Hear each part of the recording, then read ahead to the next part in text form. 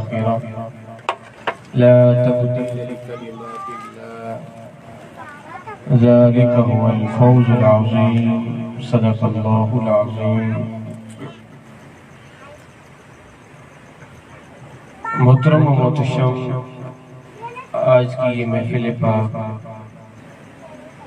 خواجہ غریب نواز رحمت اللہ تعالی علیہ کی فاتحہ کے حوالے سے محفل پاک کا انعقاد کیا گیا ہے۔ اللہ رب العزت صاحب خانہ کی اس محفل پاک کو اپنی بارگاہ میں قبول فرمائے۔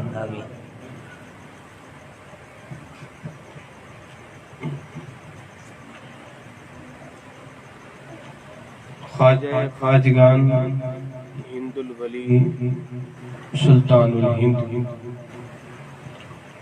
خواجہ غریب نواز رحمت اللہ تعالی علیہ، آپ حسنی حسینی سید ہیں اور آپ دین اسلام کی تبلیغ کے لیے سفر کرتے کرتے ہندوستان کی سرزمین پر جلوہ افروز ہوئے اور یہیں آ کے آپ نے ڈیرے لگائے اور دین اسلام کی تبلیغ کا آپ نے بیڑا اٹھایا۔ جوق در جوق لوگ آپ کے ہاتھ پر اسلام قبول کرتے چلے گئے، یہاں تک کہ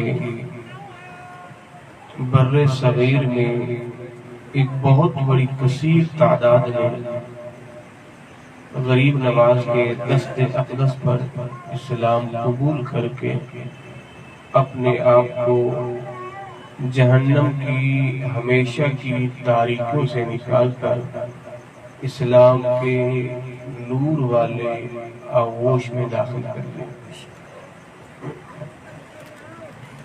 اولیاء کرام کی زندگی کا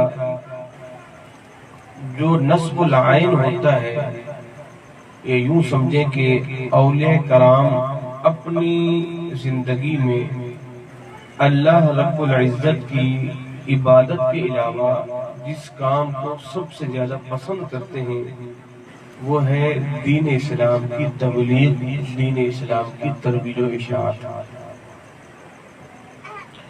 یہی وجہ ہے کہ غریب نواز رحمت اللہ تعالی علیہ جب اجمیر کی سرزمین پر اب جلوہ افروز ہوئے تو اس وقت کا وہ جو پرتھوی مہاراجہ تھا اس نے خوب کوشش کی کہ غریب نواز کو یہاں سے جو ہے کہیں دور بھیجا جائے تاکہ یہاں کے میرے جو باسی ہیں وہ کہیں کلمہ پڑھ کے مسلمان نہ ہو جائے۔ پھر غریب نواز پر پانی بھی بند کیا گیا، غریب نواز کے خلفاء کو ستایا بھی گیا، ان کو دھمکایا بھی گیا، ان کو تکلیف سے اذیتوں سے دوچار بھی کیا، مگر اللہ کے جو ولی ہوتے ہیں وہ جب ایک دین کے کام کی ٹھان لیتے ہیں تو پھر وہ ٹھان ہی لیتے ہیں۔ تو پھر کیا تھا کہ غریب نواز رحمت اللہ تعالی علیہ نے دین اسلام کا ایسا پودا ہندوستان میں لگایا کہ جس کی شاخیں ہندوستان سے نکل کر کئی اجمی ممالک میں بھی پھیل گئی اور لوگ غریب نواز کی تعلیمات سے جوق در جوق اسلام میں داخل ہونا شروع ہو۔ تو خواجہ معین الدین چشتی اجمیری سنجری رحمت اللہ تعالی علیہ کو آج ہم غریب نواز کہتے ہیں، ورنہ آپ کا جو اصل نام ہے وہ ہے حسن۔ حسن اصل میں آپ کا نام ہے اور معین الدین یہ آپ کا لقب ہے، محی الدین یہ آپ کا لقب ہے۔ معین الدین کا معنی ہے کہ دین کا مددگار، تو ظاہر ہے اللہ نے آپ سے بہت بڑی دین کی مدد دی ہے تو اس لیے آپ کو معین الدین کہا جاتا ہے۔ محی الدین بھی کہا جاتا ہے یعنی دین کو زندہ کرنے والے۔ ظاہر ہندوستان میں اسلام کا نام و نشان نہیں تھا مگر آپ نے دین کو، اسلام کو وہاں زندہ کیا۔ تو غریب نواز اس لیے کہتے ہیں کہ آپ کی طبیعت کے اندر جو ہے وہ غریبوں کو نوازنے کا یہ عنصر تھا. یعنی غریب نواز ہمیشہ چاہتے تھے کہ غریبوں کو، فقراء کو، مساکین کو نوازا جائے. یعنی مخلوق خدا سے غریب نواز بڑی محبت فرمایا کرتے تھے. اتنی محبت فرمایا کرتے تھے. اللہ اکبر. آپ کے خلفاء لکھتے ہیں کہ خواجہ غریب نواز ایک مرتبہ عیدگاہ تشریف لے کے جا رہے تھے نماز عید کے لیے، تو راستے میں دیکھا کہ ایک نابینا شخص ہے جس نے پھٹے پرانے کپڑے پہنے ہوئے ہیں اور وہ آپ دیدہ ہے، رو رہا ہے. تو فرمایا کیوں روتا ہے خدا کے در؟ کہا ایک تو آنکھوں کی نعمت سے محروم ہوں، اور پھر عید کا دن ہے، سب نے نئے کپڑے پہنے ہیں، میرے پاس تو کپڑے ہی نہیں ہیں. تو غریب نواز رحمت اللہ تعالی علیہ نے اپنے کپڑے اتار کے اس نوجوان کو دیے اور اس کے پھٹے ہوئے لباس کو آپ نے زیب تن کیا اور عیدگاہ تشریف لے گئے. تو آپ کو وہیں سے لوگوں نے غریب نواز کہنا شروع کیا، یعنی غریبوں کو نوازنے والے. غریبوں کی آج غریب نواز نے اپنی ظاہری حیات میں تو نوازا ہی نوازا تھا. اگر آج بھی غریب نواز مزار کے اندر تشریف فرما ہے تو اب بھی غریبوں کو نوازا. اب بھی غریبوں کو.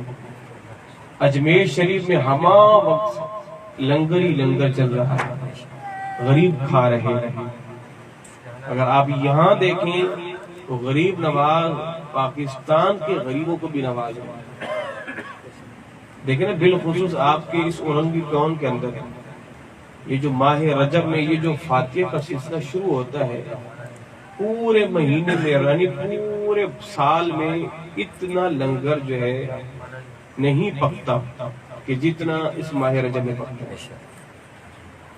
تو کیا ہے، ہر گھر کے اندر غریب نواز کے نام کی کم از کم ایک دیگ یا دو دیگوں کی فاتحہ دلائی جاتی ہے.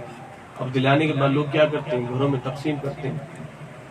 یعنی غریب نواز ہندوستان میں تشریف فرما ہے اور آپ کا فیض یہاں بھی بٹ رہا ہے. تو آپ جتنے بھی اولیاء کرام کو دیکھیں نا، حضور داتا گنج بخش علی حجویری کو اگر دیکھیں تو وہ بھی غریب نواز تھے. آج بھی ہما وقت آپ کے مزار پہ جو ہے وہ لنگر شریف چل رہا ہے. عبداللہ شاہ غازی کو دیکھیں تو وہ بھی غریب نواز تھے. عبداللہ شاہ اصحابی کو دیکھیں وہ بھی غریب نواز تھے. بابا فرید الدین گنج شکر کو دیکھیں وہ بھی غریب نواز. نظام الدین اولیاء کو دیکھیں وہ بھی غریب نواز. قطب الدین بختیار کاکی کو دیکھیں وہ بھی غریب نواز. تو جتنے بھی اولیاء کرام ہیں آج ان کی مزارات پہ جا کے دیکھیں تو لنگر چل رہا ہے. غریب فقیر آ کے اپنے پیٹ کی بھوک کو جو ہے بجھا رہے ہیں. یاد رکھیے گا اس وقت تک آپ کسی کو دین کی بات نہیں سمجھا سکتے جب تک آپ اس کے پیٹ میں 2 لقمے پہنچا دیں تاکہ وہ کمر سیدھی کر کے آپ کی بات سن سکے. اور یہی مزاج اولیاء کرام کا. جب ان کی چوکٹ پہ کوئی آتا نا تو پہلے اس کی خاطر تواضع کرتے، اسے پانی پیش کرتے، اسے کھانا پیش کرتے، اور پھر اپنے حسن اخلاق سے اس کو متاثر کرتے، پھر اس پر اسلام کی دعوت کو پیش کرتے. اسلام کی دعوت کو تو آنن فانن پڑھو کلمہ، نہیں، بھوکا آیا ہے اس کو پہلے کھانا تو کھلاؤ. کسی نے بڑی کمال کی بات کہی نا کہ کسی بھوکے کو کھانا کھلانے سے پہلے نا کسی بندے نے پوچھا، تو بھوکا تھا بیچارہ، غریب فقیر مسکین تھا، کسی دروازے پہ آ کے دستک دی. وہ علاقہ جو ہے مسلمانوں کا کافروں کا ملا جلا تھا. تو دینے والے نے سائل سے پوچھا، میاں یہ بتاؤ تم مسلمان ہو یا کافر ہو؟ اس نے خدا کے بندے مسلمان ہونا یا کافر ہونا بعد میں بتاؤں گا، فی الحال میں بھوکا ہوں. فی الحال میں کیا ہوں؟ فی الحال تو میں بھوکا ہوں.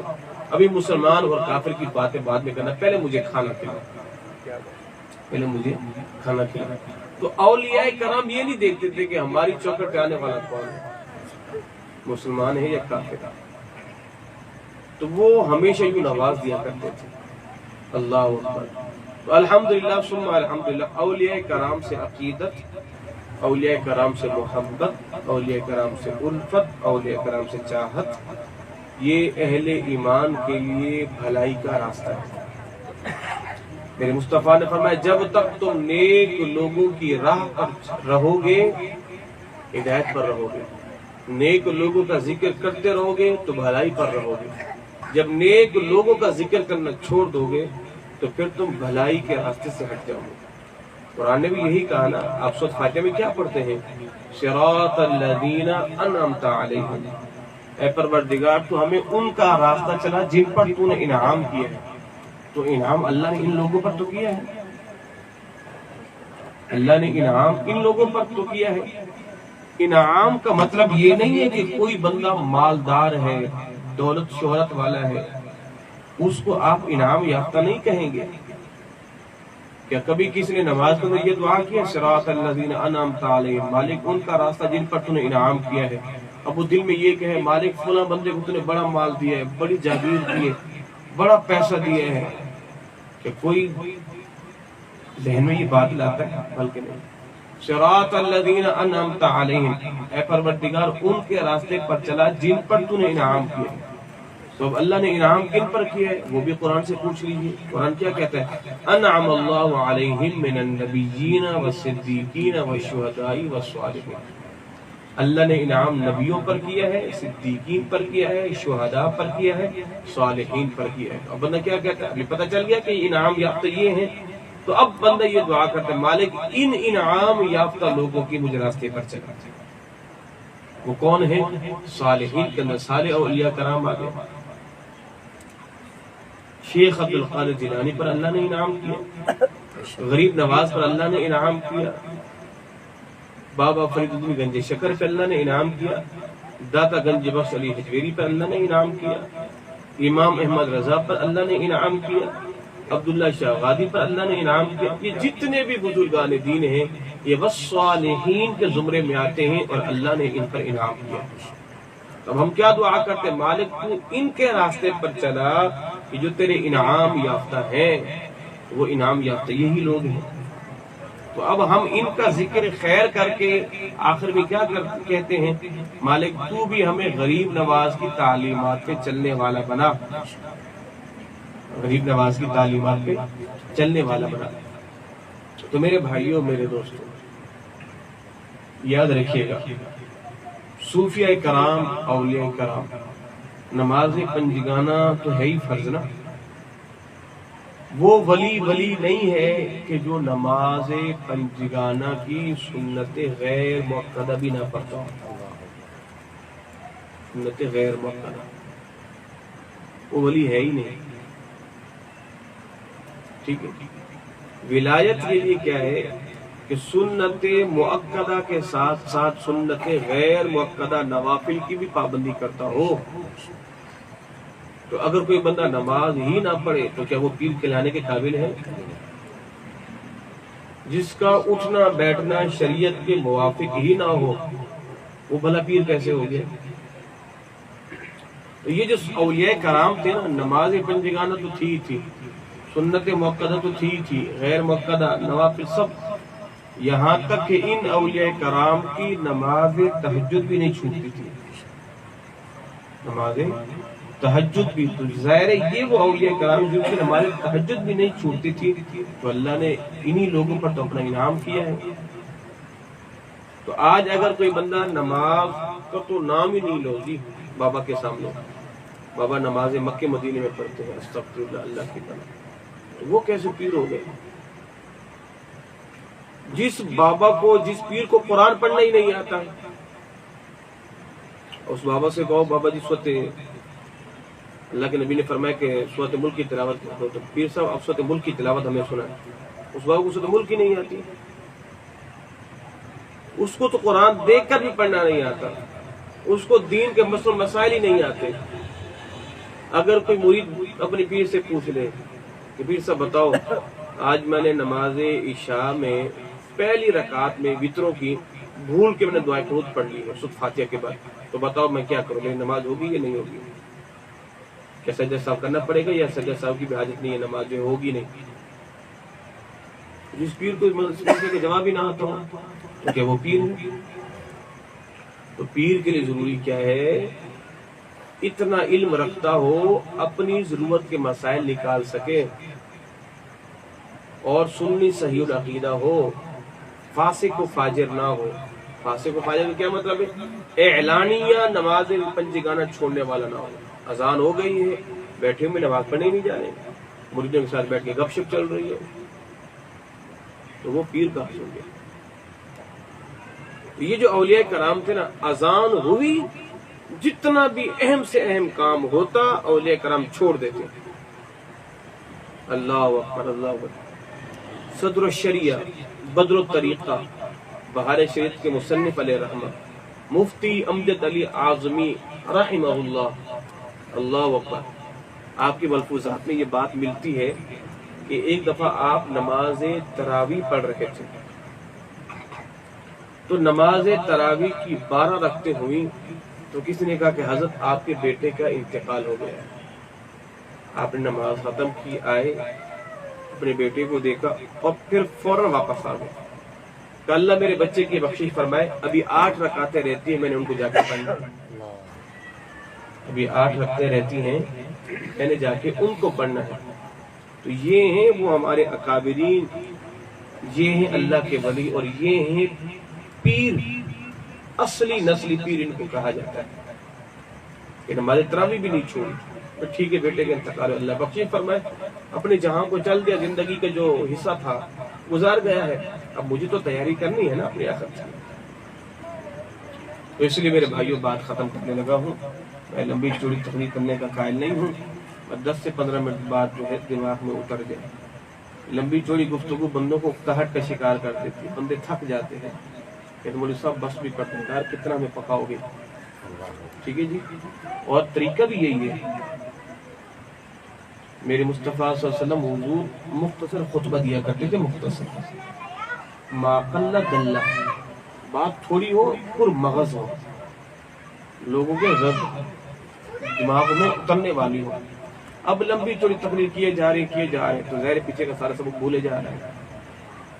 تو یہی ہے، حضور نے فرمایا کہ خطبوں کو مختصر کیا کرو اور نماز کو لمبا کیا کرو۔ کون سی نماز؟ جو آپ اکیلے پڑھ رہے ہو، اکیلے نماز جتنی لمبی کرنی ہے، خطبوں کو مختصر کرو۔ لوگوں کی ضروریات ہوتی ہیں، لوگوں کے مسئلے مسائل ہوتے ہیں، تو 2 گھنٹے، 3 گھنٹے، 1.5 گھنٹہ، 1 گھنٹہ لمبے چوڑے بیان جو ہے لوگوں کو اتارتا ہے، اسی تو پھر لوگ آتے نہیں ہیں محفلوں کے اندر، ٹھیک ہے جی۔ تو آخری بات میں یہ کہہ رہا ہوں میرے بھائیوں، نماز پنجگانہ کی آپ حضرت پابندی کرو۔ نماز پنجگانہ، اگر آپ کے پلے نماز پنجگانہ نہیں ہے تو سمجھو آپ سے بڑا غریب، فقیر، مسکین، مفلس کوئی نہیں ہے۔ آپ کو مولوی صاحب میرے پاس تو کر و فر ہوتا ہے، بڑا شور شرابہ، دنیا کی ساری دولتیں، میں کہوں گا آپ سے بڑا کوئی غریب ہی کوئی نہیں ہے، اور اس سے بڑا کوئی امیر ہی نہیں ہے کہ جس کے پاس نماز پنجگانہ کی دولت ہے۔ تو نماز پنجگانہ کی آپ حضرت پابندی کریں۔ آپ کے گھر میں، آپ کے قریب میں کوئی بے نمازی نہیں رہنا چاہیے۔ جو بے نمازی ہو اس کو نماز کی طرف لاؤ، یہ آپ پر ضروری ہے۔ اگر آپ کی اولاد نماز نہیں پڑھتی اور آپ ان کو تبلیغ نہیں کرتے، قیامت کے دن آپ سے پوچھا جائے گا۔ آپ کی بیوی نماز نہیں پڑھتی اور آپ اس کو نماز کا نہیں کہتے، آپ سے پوچھا جائے گا۔ اگر آپ کی بیٹی پردہ نہیں کرتی اور آپ پردے کا نہیں کہتے، آپ سے پوچھ گچھ ہوگی، آپ بریو ذمہ نہیں ہو جائیں گے۔ ہاں، اگر آپ نے تربیت کی ہے، آپ نے نماز کا کہا ہے، آپ نے پردے کا کہا ہے، وہ پھر بھی نہیں سنتے تو آپ نے اپنا حق ادا کر دیا۔ تو وہ گھر بڑا منحوس گھر ہے کہ جس گھر میں کوئی بندہ بھی نماز پنجگانہ میں سے کوئی نماز پڑھتا ہی نہیں ہے۔ نحوست ہی نحوست اس گھر کے اندر، شیطان نے ڈیرا لگایا ہوا ہے، جنات کا ڈیرا ہے اس گھر میں کہ جس گھر میں کوئی نماز ہی نہیں پڑھتا۔ کئی ایسے گھر بھی ہوتے ہیں کہ جہاں تو صرف عید کی نماز پڑھنے کے لیے مرد حضرات آتے ہیں، باقی تو کبھی نماز ہی نہیں پڑھتے۔ نہ قرآن کی تلاوت ہے، نہ نماز کا جو ہے ذوق و شوق ہے۔ کیسے وہ اللہ اوپر، اللہ سے ڈرنا چاہیے کہیں اللہ کا عذاب نہ اتر جائے ایسے گھروں پر۔ گھر تو وہ برکت والے ہیں جن کے یہاں اگرچہ دال پکتی ہو یا جن کے یہاں وہ چٹنی پہ گزارا ہو رہا ہو، مگر اس گھر میں نماز برابر ہو رہی ہے، بچے بوڑھے سارے نماز پڑھ رہے ہیں، اس گھر سے کوئی مبارک گھر نہیں، اس گھر سے کوئی مبارک، وہ گھر برکت والا ہے کہ جس میں نماز پنجگانہ ہو گئی، نماز کا ٹائم ہو گیا ہے، مرد مسجد کو آئیں، عورتیں گھروں میں نماز شروع کریں، بچوں کو پڑھائیں، بوڑھوں کو سارے اٹھ کے نماز پڑھیں، کوئی بے نمازی، جو بے نمازی ہے اس کے ساتھ بیٹھ کے کھانا بھی نہیں کھاؤ، اس سے بات چیت بھی نہیں کرو، اس سے سلام کلام بھی نہیں کرو، اس لیے ہو سکتا ہے کہ آپ کے سلام کلام نہ کرنے کی وجہ سے اس کو حیا ہے، وہ نماز پڑھنا شروع کر دے، اس لیے جناب آپ سے میں نے آپ کے گھر میں کھانا نہیں کھانا، آپ کی بیگم نے نماز نہیں پڑھی اور آپ نماز پڑھ گئے اور کہہ کے گئے نہیں پڑھ رہی، کھانا کھانے کے لیے بیٹھی، اپنی پلیٹ لے جاؤ ادھر کونے میں بیٹھ کے کھاؤ، میں نے آپ کے ساتھ کھانا نہیں کھانا۔ بے نمازی پر اللہ ناراض، بے نمازی پر اس کا رسول ناراض، تو جس پر اللہ اس کا رسول ناراض ہے آپ اس سے بیٹھ کے کھانا کھاؤ گے؟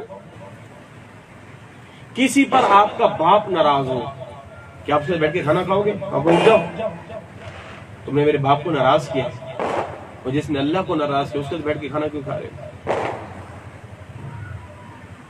میری باتیں سمجھ آ رہی ہیں آپ لوگوں کو؟ ہاں، اگر چاہتے ہو زندگی کی یہ بچی کھچی جو دن ہیں یہ کسی کام کسی کھاتے لگ جائیں، جس سرمایہ صحیح سالم جو ہے آپ لے کے چلے جاؤ، تو آج سے کیا ابھی سے اسی وقت سے نماز پنجگانہ کی پابندی کی ٹھان لو، اپنا کماؤ کھاؤ عیاشیاں کرو، کون روکتا ہے؟ مگر 24 گھنٹوں میں سے 24 منٹ اللہ کے رضا کے لیے بھی تو نکالو نا، اچھی سواری رکھو، اچھا گھر لو، اچھا کھاؤ، روزانہ تکے بروز کرائیں بڑھائیں سب کھاؤ، کون روکتا ہے؟ اللہ کی نعمتیں اللہ کھاؤ، اللہ کا شکر ادا کرو، تو صبح اٹھ کے دو سیدھی بھی تو کر دو نا، اللہ کو مالک طرح بڑا شکر ہے اور آپ کو تو نے مجھے بڑی سکون کی نیند دی ہے، کہ حق نہیں بنتا اس رب کا؟ تو مجھے امید ہے آپ میری ان باتوں پر عمل کرو گے انشاءاللہ، بولے انشاءاللہ، نماز پنجگانہ بالکل نہیں چھوڑی، قبر میں بھی پچھتاؤ گے، حشر میں بھی پچھتاؤ گے، پل صراط پر بھی پچھتاؤ گے، اور سب سے بڑا پچھتاوا آپ کو اس وقت ہوگا جب میرے مصطفیٰ کے سامنے آپ کھڑے ہو جاؤ گے، تو حضور نے پوچھ لیا میرے بندے میرے امتی تو نماز نہیں پڑھتا، پھر کیا جواب دو گے؟ وقت پر کافی ہے ایک قطرہ بھی آگے خوش اقوام کا، جل گیا جل کھیت برسا تمہیں پھر کس کام کا، دونوں جہاں میں مقصود گر تم کو آرام ہے، اس کا دامن تھام لو جس کا محمد نام ہے، وما علیہ الا البلاغ المبین۔